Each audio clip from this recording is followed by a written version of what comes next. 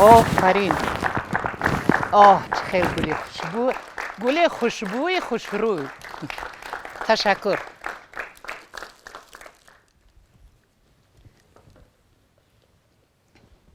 السلام علیکم به همه شما. من زندگی خودم، راه پیموده خودم، یعنی که تا به این سن و سال رسیدن چی واقعه، چی روزها از سرم گذشته است باید که پیش نظر بیارم.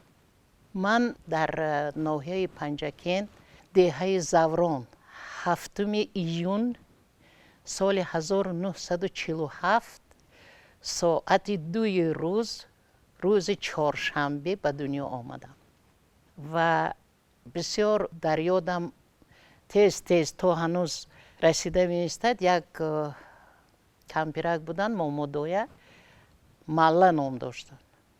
مالا اون کس خیلی همه مو سیایک و اون کس زردک بودن. موهاشون زرد بود، خودشون سفیدک بودن، برای نامشون هم مالا موندگی مالا موی. اون کس همه وقت میگفتن که همین تو ساعتی نمیدونم چند بودو از پنجکین آمده تا پیش خانه شما، پیش باغ شما رسیدم که آفتاب در مابین آسمان بود و بیبی زهرا شما تولد کردن، من روی دستم گرفتم. یعنی که من زیر آفتاب بسیار شعله‌ور تولد شدگی. و زندگی ما این خیل بود که ما تابستان باغ داشتیم، باغ کلان. از قرغان میگو، از دهه‌ای که زمستان گذرانی بالاتر، بعد پایان باغات.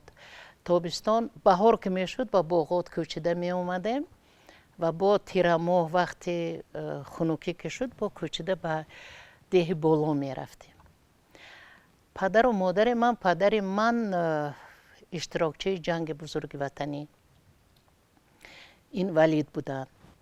خدمتاشون بسیار بسیار بسیار عیان و نمودار است، برای آنکه از پدر من 9 گکتار زمینی که با همان دست معیوبشون، دستای معیوبشون خودشون باغ کردگیان باقی مانده است که یک قسمش در اختیار من است. و مادرم خانشین بودن. پدر من این کارای زمینداری و باغداری و این کارای بعد به نفقه برآمدنشون سر کردن. در اصل اون کس مدیر فرماهای ناحیه بودن. وقتی که من کودک بودم، من علاقه میدونستم که مسکو گفتگی جای هست، میدان سرخ هست، موزلی هست. و پدرم وقتی که به مسکو دعوت می شدن، کارکن پیش قدم بودن، مدیر پیش قدم بودن و دیگر جاها دعوت می شدن، البته از اونجا برای ما تحفه های بسیار می آوردن. لیکن وقتی که مسکو روان می شدن، من التماس می کردم که شما رفته موزلی لنین زیارت کرده بیایید. پدرم یک مرتبه آمدن، دویده پیش دروازه رفتم و موزلی دیدید؟ ای بچه در موزلی چی میبینی؟ همه یک مرده خواب رفته است گفتن. من 1 هفته گریستم که رفته موزلی ندیده اومده. بعد دفعه آینده، سال آینده وقتی که رفتن از نفر آمده گفتن که من موزلی دیدم، لنین و استالین هر دوشون بر ببر خواب رفتن. همین خیلی وقتای کودکی من، مادرم بسیار زن بزیبی با عقل نهایت با فراست بودند. بسیار مدنیتشون خیلی خیلی بلند بود. من به محبت میگویم وقتی که مکتبمون خردکک بود، لیکن کتابخانه داشتیم که فکر میکنم که حاضرم در هیچ جا این خیلی کتابخانه بسیار خوب نیست. زیرا که معلمای مکتب ما مدرسا بودن، مدرس هایی که مکتبای کلان بخارای ختم کرده آمدگی بودن. همون کتابخانه چه خردکه که ما ба мо навбат меистодем. Масалан, Шарифамо, ту кай китобо тамом мекунӣ, Абдуназар, ту кай тамом мекунӣ. Мо ҳамин хел ба навбат ҳамаи ҳамон китобҳои китобхонамона мехондем. вақте ки ман ба Москав ба хондан шурӯъ кардам, инҷа ман як чиза мегӯям ки ман 5 сола дар синни 5 солагиам ба мактаб рафтагӣ ва дар донишкада ба як бора ба курси дуюм дохил шудагӣ. вақте ки ман ин гапа мезанам, бисёр вақт журналистҳо ё ки шунавандаҳо ё бовар намекунанд, ё хаёл мекунанд ки муҳобот аст. Не, муҳобот нест, ҳамин хел аст. ман 5 сола мактаб рафтам. ман курси дуюм ба студияи тоҷикӣ вақте ки 1 сол хондагӣ буданд, курси дуюм ман ҳамроҳи онҳо дохил шудам. хай ман дохил нашудам, ман албатта бурдану дохил кардану ҳамин хели гапҳо. хай албатта беимтиҳон не, бисёр ҷидду ҷаҳди зиёд кардӣ. ҳамин хел ман кӯдакиҳои ман дар ёдам ҳама вақт як чиз дар ёдам мебиёяд. вақте ки баҳор мешуд, аввали баҳор мо болохона доштем, хел таххона бо болохона, умуман хонаи деҳамон баландиба буд. вақте ки пагоҳи бедор мешудам, аввал чашмам рӯ ба рӯ он тарафи дарё гулу буттаҳои бисёр зебо ба меафтид, ки лолаю, савсану зангулачаҳою ҳама бо якдигарашон рақс мекарданд. деҳачаамон бисёр зебо буд. ҳозир аз он ҷа кӯчида фуромадан, дар дигар деҳа зиндагӣ мекунанд. деҳачае ки ман калон шудам, ҳамин хел кӯҳҳои баланд, обшорон, дарёчаи бисёр шаффоф аз байнаш мегузарад, гулҳои бисёр ба зеб дорад, теппаҳои хушрӯй дорад, боғотҳои бисёр бисёр зебо дорад. ман бисёр мехостам ки шумо ояндаи миллат ҳастед ва албатта муаллимотон гуфтагистанд. барои чӣ саҳна аз тамошобин 1 метр яъне ки баландтар меистад. муаллимотон фаҳмондагистанд ки барои ҳар як китоба хондан, ҳам ту хондану пӯшондан ин маънӣ надорад. шумо вақте ки китоба мехонед, бояд аз он ҷа барои худатон бисёр чизҳоро, аз ҳар як ҷумлаи вай барои худатон бояд ки як чиза барои зиндагиятон қабул кунед. ва давраи донишҷӯии ман мо 25 нафар дар як бахш, яъне ки дар як курс мехондем ва ҳозир ҳамаи онҳо шахсҳои баландмартабаи тамоми халқ эътироф мекардагӣ, мешинохтагӣ, ҳурмат мекардагӣ ҳастанд. зеро ки устодони мо,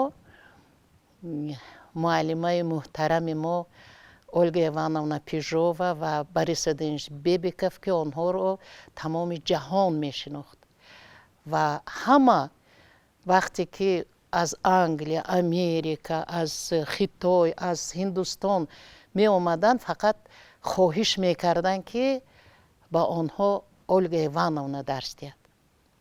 зеро ки Ольга Ивановна ҳамин хел тарбияи бисёр олиҷаноб доштанд. он кас на танҳо мураббӣ, на танҳо муаллима, на танҳо устод, он кас ҳамчун модар буданд барои мо.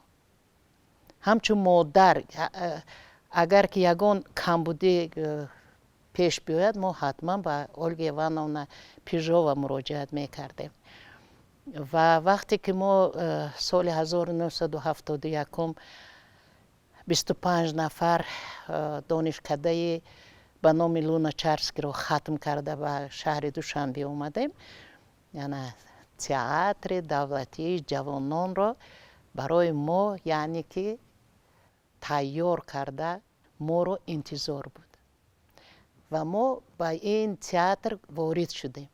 ҳамаи ҷавоное ки мо якҷоя хондем, мо як хел таълим дорем, мо як хел фаҳмиш дорем, мо як хел рафтор дорем ва баъзан агар ки рафторҳои ҷавоно ба мо маъқул нашавад, яъне мо метавонем рӯйрост гӯем ки писар ё духтар мана ин корат маъқул нест, мақбул нест, барои он ки моя устодонамон ҳамин хел таълим доданд. ва ба театри давлатии ҷавонон омадему ман асосан аз куҷо ба донишкадаи шаҳри Москва рафтанама нагуфтам. то ба донишкадаи шаҳри Москва рафтанам, ман дар театри халқии шаҳри Панҷакент иштирокчӣ будам. яъне ки ҳамчун як иштирокчӣ он вақтҳо ин хел иштирокчиҳо бисёр буданд, театрҳои халқӣ бисёр хушрӯ кор мекарданд. ман дар он ҷо иштирокчӣ будам. барои чӣ? барои он ки ман вақте ки омадам хостам ба донишкадаи агрария, яъне ки селхоз институт дохил шавам, ҳуҷҷатҳома дастам ба додану гуфтанд ки рафта камтаракак дам гир, сину солат ки баробар шуд. ҳамон соли ки ман тамом кардам, ҳамон сол қарор буромад ки касое ки 17 сола нестанд, яъне ки аттестат дода нашавад. баъд як илоҷ кардану аттестати мана гирифтану мана инҷа оварданд ки инҷа қабул накардан ҳуҷҷатҳои мана. ман баргаштам. баъд курси 6 моҳаи магазинчигӣ хондам ва дар театри халқии шаҳри Панҷакент 5 сол фаъолият кардам. он вақтҳо аз назаргузаронӣ буд. ҳар 2 сол ба як маротиба театрҳои халқӣ омада намоиш медоданд, спектаклҳо меоварданд, консертҳои бисёр боҳашамат меоварданд, хел конкурсҳо мешуд, фестивалҳо бисёр ба дараҷаҳои олӣ мегузашт ва албатта вазифаи вазорати фарҳанг аз он иборат буд ки ҳамонҳое ки яъне ки лаёқат доранд, аз байни онҳо интихоб карда гирифта хононад ёе ки ба театрҳо ба дигар ансамблҳо равона кунад. ҳамин хел бисёр дар як давраи бисёр бисёр хуб мо қарор доштем. ва вақте ки Саидсултон Саидмуродов ба театри Панҷакент даъват шуданд, он кас пьесаи худашон Зайнабибиро оварданд, барои ба саҳна мондану ба фестивал пешниҳод карданд ва ба ман роли Зайнабибия доданд.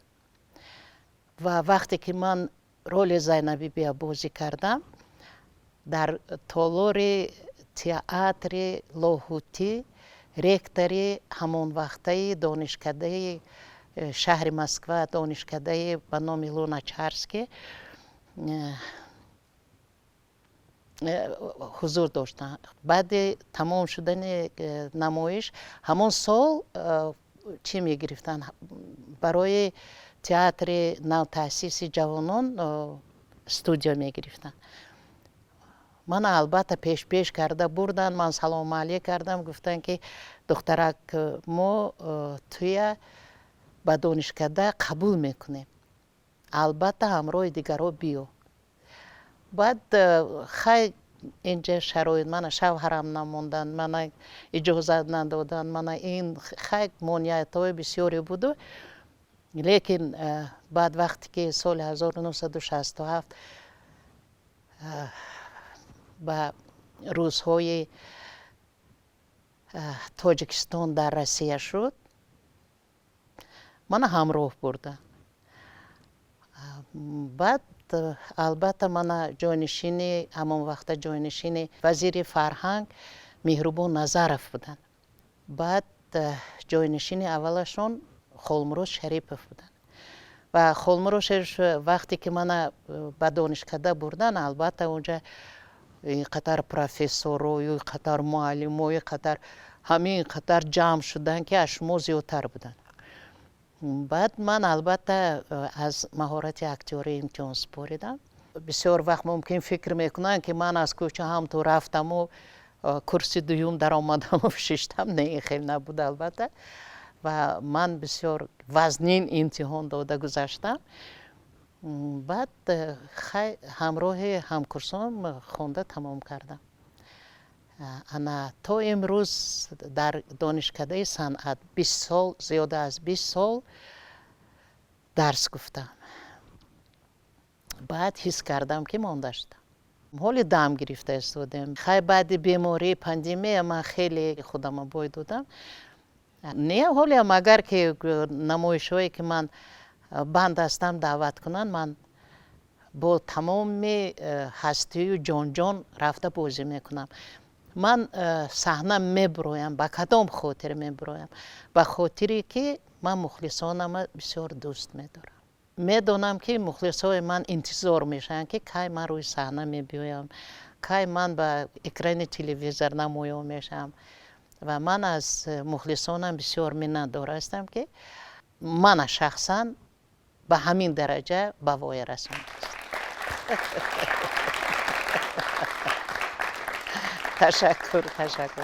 تشکر. از همه چیزهای گفتگیم خسته نشده باشید و یگان چیز پرسیدنی باشید، مرحمت، من در اختیار شما. معلمای عزیز، لبک. شما نقش خیلی زیاد دارید و هر هنرمند نقشی دوست داشته دارد. با فکر شما کدام نقش شما بهترین است؟ من عموما از همین وضعیت اکتریسه شدنم، بالای صحنه برآمدنم، من اول از خداوند، بعد از همون دوره راهبریت همون زمانه، بعد از همه استادانی که به من درس گفتن، من خیلی منتدار هستم که یعنی که معلمای ما همین خیلی ما به تعلیم دادن که یکم نقش خرد و کلان نیست. میگفتن که нету маленьких ролей, есть маленькие актеры. لیکن در زندگیم من تا به نفقه برآمدنم رول‌های میده چویده بازی نکردم. در تئاتر خوشبختی من همون بود که وقتی که پیسه میخواندن، یعنی نمایشنامه میخواندن، من فکر میکردم شیشته که من همین رول من به میتیم. حتما همون ابرز، همون رول کارگردان ها به من میسپاریدن. برای همین هم من با تمام هستیم، با تمام جدیتی که داشتم در بالای همه ابرزهایم کار میکردم. من شبا به خاطر همون ابرزهایم بیدار میشدم، تا روز درباره وی فکر میکردم. من پگاه نزد کارگردان هیچ وقت ناتیار نآمدم و 2-3 مرتبه در پیش کارگردان من ورق دفتری رول نکشودم، 1 مرتبه میکشودم. زیرا که من در خانه کار میکردم. برای که مثال شما حال کودک هستید، حال این چیزای البته از شنیدتان میدونید، لیکن وقتی که مادر میشید از احساساتتان میفهمید، پدر میشید از احساساتتان میفهمید که فرزند دوست داشتن چی معنی دارد. من همه ابرزهایی که آفریدم دوست میدارم. به خاطر چی دوست میدارم؟ وقتی که من زینب بیبی بازی کردم من همگی 19 سال داشتم و اون شهرتی که به من زینب بیبی آورد و من ساعت طلایی تحفه گرفتم، این از اون شهادت میدهد که یعنی که من ابرز دوست داشته پیشنهاد کردم و تماشابین دوست داشته قبول کرد. یعنی که این ابرز اولین ابرزی که برای من راه خط زندگیم شده است، این زینب بیبی است، از قصه زینب بیبی سید سلطان سید مراد. و در دانشکده بهترین ابرزها به من میسپاریدن. خیلی اکنون من نمیتونم گویم که ما این شای خیلی خوب بازی کردم، این شای خیلی بد بازی کردم، این نه. لیکن وقتی که همین ابرازهای من به می سپاریدن، من میدونستم که این بهترین ابرازی همین نمایش است. و وقتی که من با 5 رول مکمل دانشکده ختم کردم، 5 ابرازی به یکدیگر تماما نامانند به یکدیگر مقابل. در یک نمایش که هلاکت امید بود، من اونجا هم دخترک بازی میکردم، هم مادرش همراه گلسره عبدالله و دوبلیور بودیم. دخترک همراه رحمتی مولوده عابده با نوبت بازی میکردیم. و دیگر بعد وقتی که به تئاتر آمدیم، اوه چقدر من رابعه بلخی خودم رو دوست می‌دارم، من چقدر فلیسیانه خودم رو دوست می‌دارم. از همه رولی که تماشابینو بد می‌دیدن و اینقدر دشنام و حقارت ها می‌کردن، رسیخه خودم من چقدر دوست می‌دارم. ناهیده به حد دوست می‌دارم. و من به شما همین خیلی جواب میتیم که همین رول های خردترینی که بعد به نفقه برآمدنم و بعد کارگردان ها اونقدر اهمیت ندادنشان بازی کردم، من دوستشان میدارم. هم چون فرزندای خودم دوستشان میدارم. 5 انگشت دارید، کدومش که گزید درد میکند. 5 فرزند دارید، همش یک خیر دوست میدارید. اگر کسبتون دوست دارید، همه رول های بازی کرده تون برایتان همچون فرزندتون عزیز میشه. سلامت باشید. تشکر. معلمه جون عزیز، ستونی صحنه ما، گولی سری سبت تئاتر ما، خیلی دوستون میدارم، خیلی پزمونتون شدم. رحمت جون. در صحنه پزمونتون شدم راستی معلمه جون. بیشتر در نمایشنامه اشتباه آغوشتون پزمون شدم. و خدا کند که نمایشنامه رو پیشکش تماشابینان کنن و دوباره و چند باره روی صحنه بیاد نمایشنامه. اما نبودن شما در صحنه تئاتر عموما در بر ما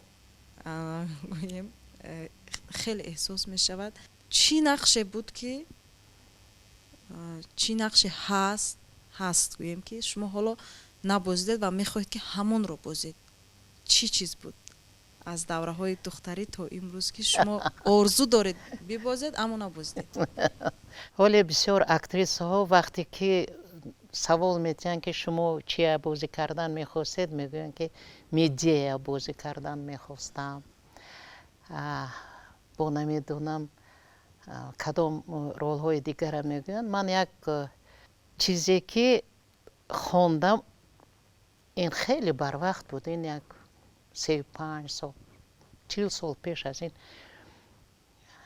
ویلیام تاکوری، یارمارکا تشیسلاوی، اونجا بک گفتگی زنک است. من فکر میکردم که اگر من همون ترجمه هم کردن و کارگردانم پیدا شد به صحنه میگذاشتگی، لیکن یک وضعیت خیلی شد که کارگردانم از کار رفت و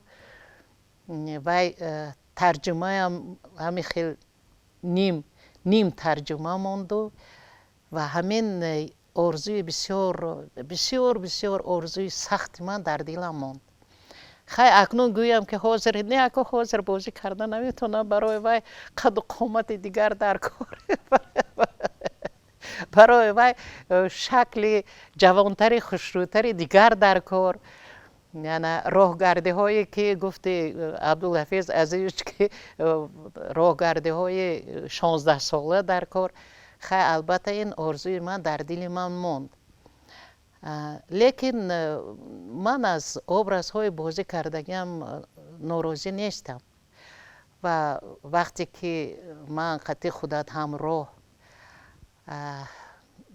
чия бозӣ кардем якум образе ки дар театр ҳоли курси сеюм мехонде сокиная бозӣ мекардем ана якум бор ману ту дар саҳна ҳамон вақт вохӯрдем ва ҳамон вақт ман аллакай дарк кардам ки ту шахсияте ҳастӣ ки барои театр дар ҳақиқат чӣ хеле ки ман зиндагии худам қурбон кардам ҳамин хел театр қурбонӣ металабад ва ту қурбон мекунӣ ман ба ин боварӣ дорам ва вақте ки мо иштибоҳа якҷоя бозӣ кардем барои ман бисёр вазнин буд лекин бозӣ кардем ёдат ба биёр ки франсуз занаку вай англичану вай бо кадом меҳмони дигар вай чӣ хел дод гуфта биромаданд дод ҳамин тамоми овозашон кади дод зада биромаданд вай пьесаи франсузӣ гуфтанд ки дар франсия дар худи франсия дар париж ин хел бозӣ карда наметавонад духтари мана зарина бозӣ мекард ман модараша бозӣ мекардам ва хай акнун ман ҳозирам бозӣ мекунам лекин ҳамин ки болои ҳам бемор шудам аз ҳамин метарсам иншоллоҳ ҳоли бозӣ мекунам муаллимаи азиз як савол доштам дар муҳосибае гуфтаед ки ҳадафи олӣ дорам ва барои расидан ба он зиндагӣ мекунам метавонед ки ҳадафу мақсадгузории худро баён кунед бале ҳадафи олиям ҳамин буд ки дар водии заравшон дар шаҳри панҷакент театри касбӣ театри давлатӣ кушоям барои ин кор ман сафарбар ҳам шудам лекин ҳамон вақт акнун намедонам инҷа баҳонаҳои бисёре пеш овардану инқадар 2 сол заҳмате ки ман кашидам ҳам ту барабас рафту баъд роҳбарое омаданд ки гуфтанд ки дар панҷакин театр лозим несту ҳамин хел ман ҳозирам ҳамин чиза бисёр мехоҳам ки водии заравшон аз яғнобу айнию панҷакент то самарқанд мо театри касбӣ надорем ман ҳозирам аз ин ниятам даст набардоштам ҳамин беморӣ агар ман ба андаке дигар ҳамин камтараке дигар халал нарасонад ман иншоллоҳ аз пайи ҳамин кор мешавам саломат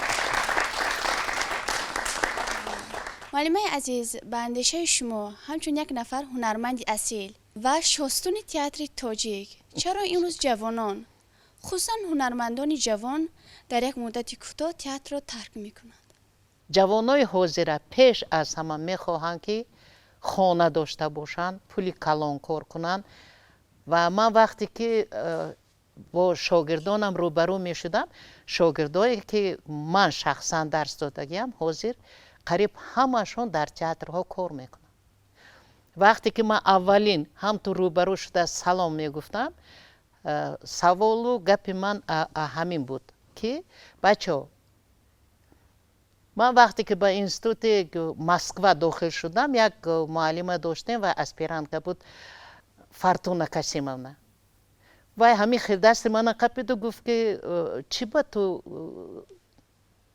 донишкадаи санъат омад донишкадаи театр омади чӣ ба гуфтам гуфт ки инҷа ба пул нест инҷа фақат қурбонӣ мекунӣ баъд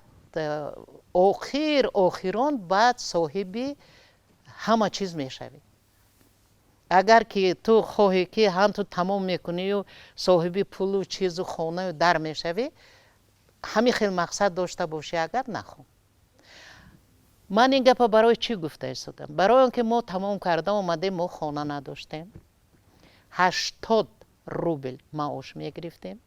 دست من با یک 2-3 نفر دیگرم با کودک خورد و شیرخوار بود.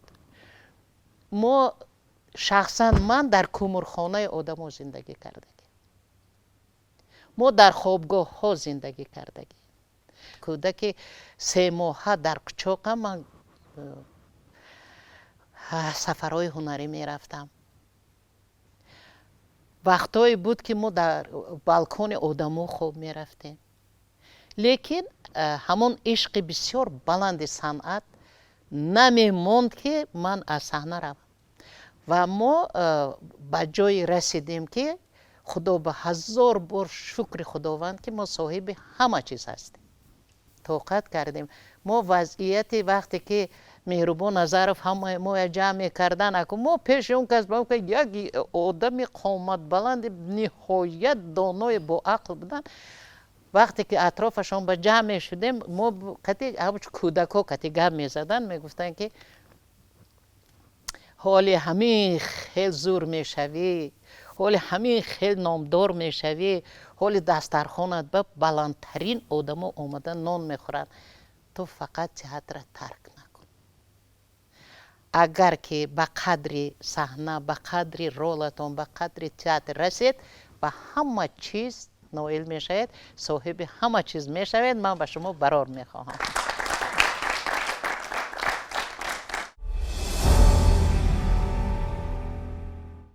معلمه عزیز و مهربانم، من از دیدار شما به نهایت خوشبختم. یعنی خوشبخت از آن هستم که امروز در صحبت شما حضور دارم و سوال من چنین بود، میگفتید که رقابت و یا برخورد میان هنرمندان تا کدام اندازه میتواند در رشد هنری هنرمند تاثیر گذارد؟ شما خودتون به همین چیز باوری دارید؟ کم و بیش. در زندگی بی رقابت، بی زد و خورد، یگان چیز شما برای که حلوا تیار کنید،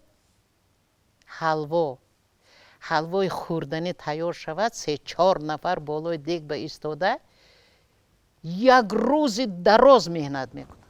من و دلبر عمرова قریب همه وقت هم در دانشکده هم در تئاتر ما دوبلیور بودیم.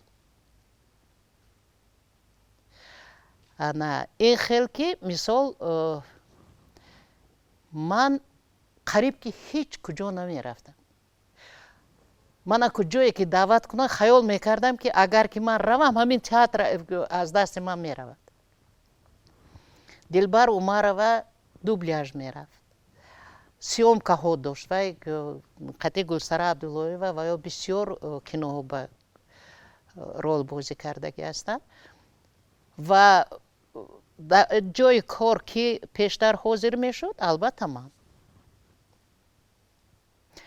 بعد چی میشد؟ بعد این خیل میشد که بعد این خیل گپ نیست که من این قطر زحمت کشم تیار شوم یک کسی دیگر آمده گوید که نه من بازی میکنم. دلبر عمر ما فهمیشش بسیار هموار، عمیق، عقلش همه چیز به میرسیدگی. بعد وای میگفت که من همین رول های لیریکی دوست نمیدارم. مثلا رابعه بلخی هر دوی ما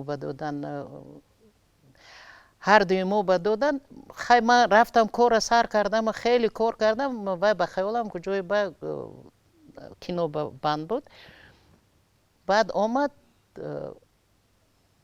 رژیسور کارگردان شمسی قیام گفتن که دلبر جان من تو به سیاره خانوم میتیم. من همه خیلی انتظار بودم که حاضر همه خیلی جنگجولی می شود که اکو وای رابعه بلخی و خودش هم سپکتاکل نمایشی بود که احتمال یکان گازیت با یک کتاب یک جا خونده باشیدن و جمهوری عموما به تکان آورده بود. بعد وای دلبر همه خیلی شادی کنان رول وای قبول کرد سیاره خانوم. сайёра хонума барое ки бояд ки Гулсара Абдуллоева бозӣ мекард он аз декрет рафтанд баъд Дилбар бозӣ кард ва дигар ролҳое ки масалан ман дублёр дошта бошам фақат як спектакл дублёрам кати бозӣ кардагӣ ин Умеди Шоди Солиҳов Мавлуда Обидова кати ба навбат бозӣ мекардем не ки мо ягон маротиба на хархаша на ҷанҷол на барои чи ту барои чи ман не ин хеле гап байни мо ба набуд саломат бошед муаллимаи азиз лутфан мегуфтед ки ба фикри шумо аз миёни шогирдони шумо ва ҳунармандони ҷавони театрҳои кишвар имрӯз ҳунармандони ояндадор ва ояндаи театри тоҷик дида мешавад яке аз шогирдои ман ки ҳозир дар байни актрисаҳои ҷавон дар ҷои аввал рафта истодааст ин Шогун аст дар театри худамон ки бо худи ман ҳамкоранд дар саҳна ҳамроҳи ман бозӣ мекунанд мана ин Далерҷон Мирхонов ҳаст Аҳли Дин ҳаст шогирдои ман дар театри Аҳорун ҳастанд шогирдои ман дар театри Лоҳутӣ ҳастанд ва ман боварӣ дорам ки ҳамон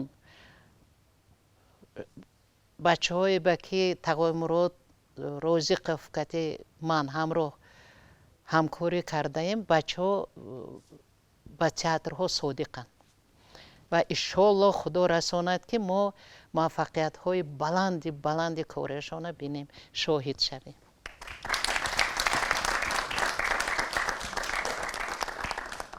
ба мисли шумо Ҳошим Гадо ё ин ки Тағоимурод Розиқов аз актёрҳои ҷавон оё актёри хуб мебаромада бошад ё не акнун писарҷон гап ин ба ки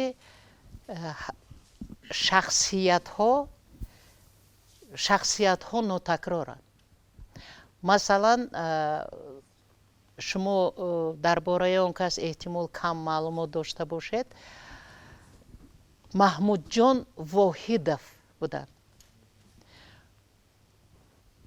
мана мурданашон ба 40 сол шуд зиёда аз 40 сол 77 сол буд то имрӯза ҷои Маҳмудҷона ҳеҷ кас нагирифтааст тақлид мекунанд зур мезананд кӯшиш мекунанд лекин Маҳмудҷон намешаванд вай шахсиятҳо алоҳида мебиёянд лекин дар байни он хатмкардаҳои донишкадаи санъат ба назари ман шахсиятҳое менамоянд ки оянда театрҳои худашона ташкил мекунанд фикру мулоҳизаҳои худашона татбиқ мекунанд ва албатта аз мо гузаро мешаванд ман ба ин боварӣ дорам ҳастанд чунин шахсиятҳо ман дар театри Аҳорун мебинам дар театри ҷавонон мебинам мо давраи ман ба шахсан вақте ки ман намондан мана Москов рафтан як газета гирифтам ки Аскар Абдураҳмонов мақолаи калон навиштану баъд навиштем ки Раҷабгул Қосимова ҳатман бояд ки дар донишкадаи театрии шаҳри Москва таҳсил кунад зеро ки ин гуна истеъдодҳо каманд онҳоро бояд тарбия намуд ва ҳамин газета ман дастам ба гирифта шавҳарама хоб рафтанӣ намондам ки ман хонда намерам шумо ба ман ҳамин хел одамои таккон медодагӣ дар кор шахсҳои дар кор ки шумоя бинанд дар бораи шумо гӯянд агар ки мисол дар бораи шумо нагӯянд шумо чӣ хеле ки ҳастед ҳамин хел мемонед Ҳошим Гадоев паҳлӯи худаш ба Аълохон Афзахзод дошт вай олими ҷаҳонӣ оламшумул буд вай ҳамавақт ҳамроҳи вай буд ин тамошобини аввалаш буд рол қатеш машқ мекардагӣ дар борааш мақола менавиштагӣ Аълохон Афзахзод буд дар паҳлӯи манам Аълохон Афзахзод бар ин шахсиятҳо буданд барои шахсият шудан танҳо аз худатон вобаста از خودتون. البته استعداد این خدا داده است، لیکن و استعداد هم تو پرتوفته ماند. کودک تولد میشد و اگر تربیه نکنید، شیر ندید، نبردارید و کلان نمیشد. همین و استعداد خدا میتید، لیکن تربیه‌گر خود شما است. به یاری، به یاردم، به شخصیت های اطرافتون شما یک خودتون در جنگ غالب آمده نمیتوانید. همراه من همه وقت تماشابین اولی من افسرزاد بود. علاخان افسرزاد تا من خبردار شدن وی علاقه درباره زدچه میدونست، درباره پریمیره میدونست، درباره کدام ابراز بازی کردن من میدونست. نه تنها من، درباره هاشیم گدایف، درباره میرم ایسایف و درباره همین شخصیت های بزرگ علاخان افسرزاد همیشه حاضر بود، همیشه مینویست، همیشه مخلصای تماشابینای ما با ما معرفی میکرد. مثلا ابرازهایی که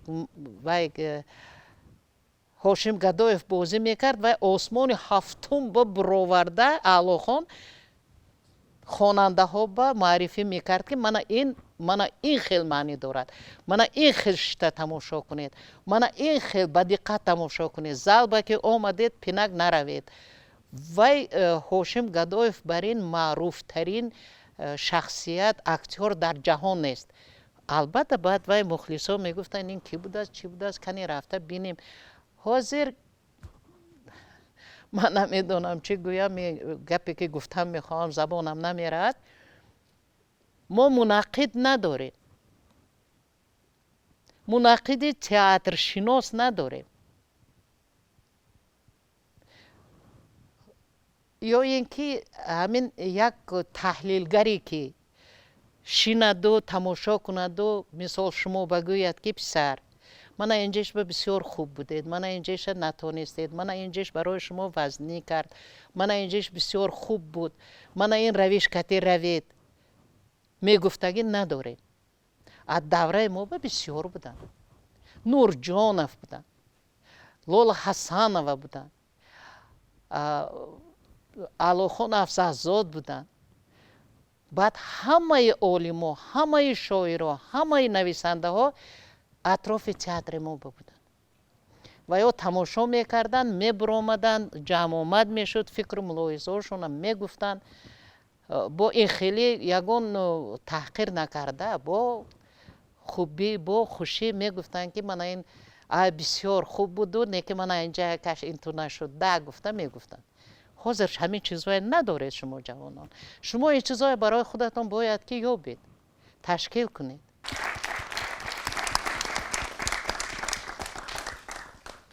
درود معلمه، محمدов ҳадиятулло ҳастам, донишҷӯи донишкадаи давлатии фарҳанг ва санъати тоҷикистон.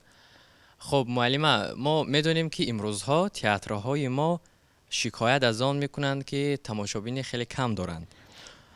من نظر شما را فهمیدن میخواستم که معلمه اینجا مشکلی در چیست؟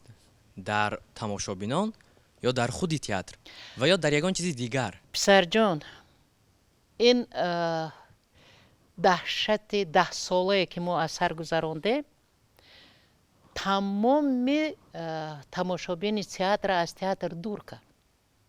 دور کرد برای چی؟ برای اینکه آدما با یک جا جمع شده در پهلوی یکدیگر ششتن به میترسیدن. هیچ کس نمیدونست که پهلویش به کی ششتگی است و کسی باوری نداشت که از تئاتر میبراید و صحت و سلامت و به خانهش میرسد. این دهشتی که ما از سر گذراندیم شما الهو هیچ وقت نبینید. این چیز از تئاتر تماشابین سخت دور کرد. لیکن تماشابین امروزه‌ای که من که هر روز روبرو میشد مخلصا یک سوال میتن: برای چی شما دیگر خیل بودید، جوانای حاضر دیگر خیل؟ برای چی ما شما 10 بار تماشا کنیم، با تماشا میکنیم، جوانای حاضره ما تماشا کردن نمیتونیم؟ من 100% طرفدار انا همین گپ ها هستم. برای چیش من شما به حاضر میگویم.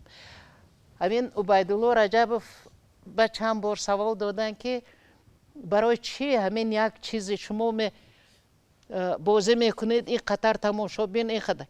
برای اون که بچه جون ما یک نمایشنامه یعنی که یک پیسه یک سال دراز در بالای و مهنت میکردیم. در تلویزیون باشدم همین خیلی عیناً خیلی که در تئاتر کار میکردیم همین خیلی تیار میکردیم. وای ما راسکادروفکا داشتیم، وای ما گنرالنی پراگون داشتیم، وای ما قبولی این خودسویت داشتیم. ما همه این از غلبیر گذشته بعد تماشابین به پیشنهاد میشد. بعد تماشابین همین دلیر تو امکانیت داری همین ما باید داشتیم ژورنالی عرض شکایت ها. یک آدم نوشته است که من رابعه بلخیه در قطار سیوم نشسته 32 مرتبه تماشا کردم. این محبت نیست. این برای که وای 32 مرتبه آمده همون قطار سیوم بشته تماشا کند وای باید در صحنه چنان بازی کنی که وای از همون قطار سیوم خسته نرود. برای این مهنت بسیار کردن در کار، مهنت جانکاه کردن در کار، مهنت بزربه کردن در کار. امن تبرف میگوید من که اون کتابش بایم نشده من کودک بودم 7 ساله بودم هر روز مادرم زوره میکردم که من تئاتر جوانان برید من رابعه بلخی تماشا کنم.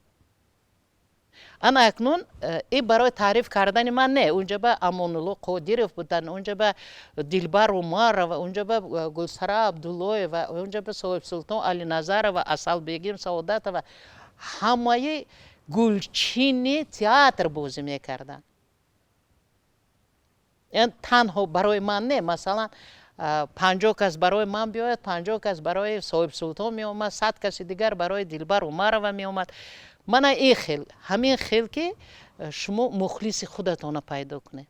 تئاتر حاضر مخلص ندارد. من باز چی میگم که همون سپکتاکل خودمون پیرهای زندگی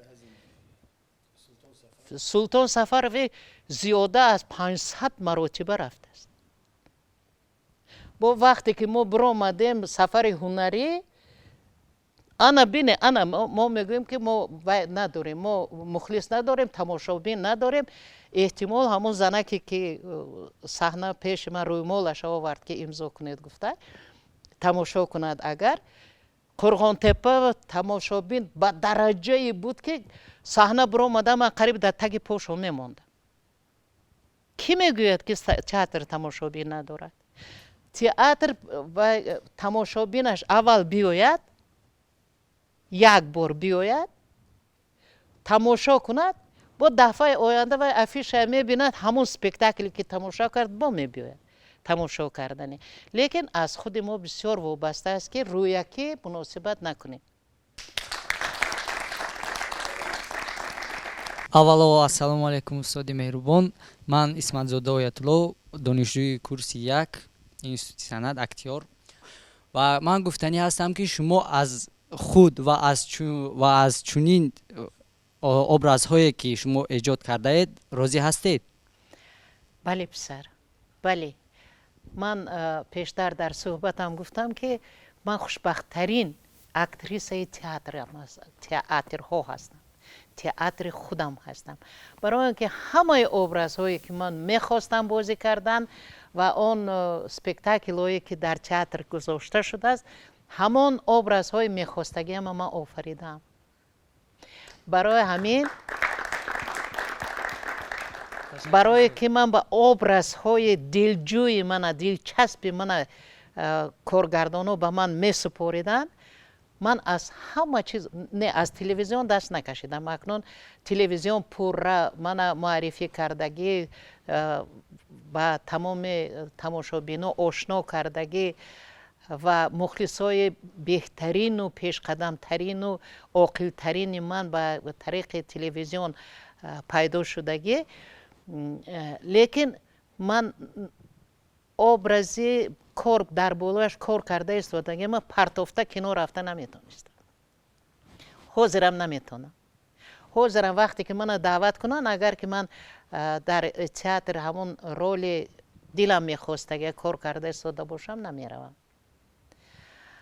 و احتمال من به ابرازهایم صادقم و ابرازهایم به من صادقند و برای همین تماشابینا قبول دارن. سلامت. من شریفова мавзуна, донишҷӯи курси 3. муаллимаи азиз, саодати зиндагӣ ва ҳаёти эҷодиро дар кӣ ва ё чӣ дарёфтед? در کی مثلا بعضی ها میگویند که بزرگترین استادای تماشا کردن و پیروی کردن. من چنین امکانیت نداشتم، برای اینکه اون دهچه‌ای که من تولد شدم و به وای رسیدم و من درباره کلمه ارتیست عموما این کلمه حتی نمیدونستم. من اگر یگان نغمه چیز کنم من ارتیستکه میگفتم. من یگان بزرگ در تئاتر تماشا نکردم. من با یگان بزرگی تا به دانشکده رفتنم با یگان بزرگی در تئاتر در صحنه هم صحبت نبودم. لیکن وقتی که در تئاتر پنجکین کار میکردم از تئاتر لاوتی اونجا برای یاردم میرفتن، برای عموما همین با خود فعالیت کار کردن. توفا فاضل و بسیار خوب میشناختم و معلم استاد خودم که من به رقص یاد میدادن درس میدادن از عظیمه و اینا میشناختم، لیکن ابرازهای آفریدگیشون دیدگی نبودم. این ذوق در دل من از کجا پیدا شد و چی بود، چی خیل بود؟ و وقتی که من از اون دهچه‌ای که مکتب صنف 7 ساله داشت با کلخوشچیان به مکتب 10 ساله اومدم، بعد من مجبورم به کروژاک خودفعالیتی سفربر کردم، مجبور. و حتی من نمیدونستم که ابراز آفریدن چه خیلی، این ابرازش چیه. وقتی که میخوندم میفهمیدم که اونجا چی گپ است. و من گویم که من از یگان کس عبرت گرفتم، نه، من گل خودرویم. همون نام کتابم هم همین خیلی است که گل خودروی خوش رنگ کوهستان.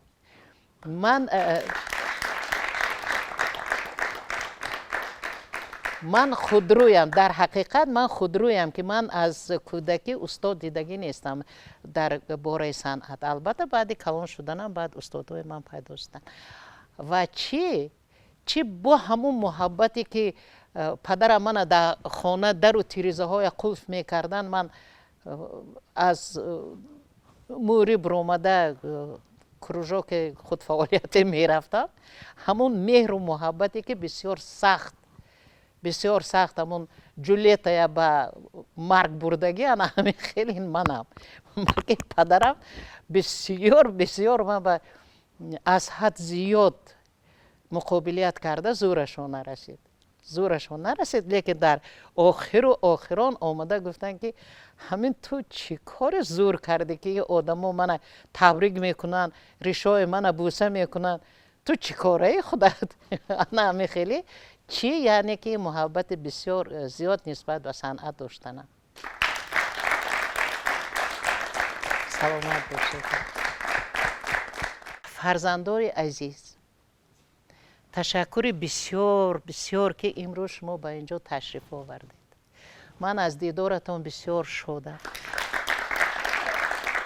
من به شما فقط یک چیز فرزندان عزیز آرزو میکنم، برای تیز به مقصد رسیدن سراسیمه نشد. کودک آهسته کلان میشه و قدم های اولینش بالای زمین میگذارد. آهسته از دامن مادرش گرفته راه گردی یاد میگیرد.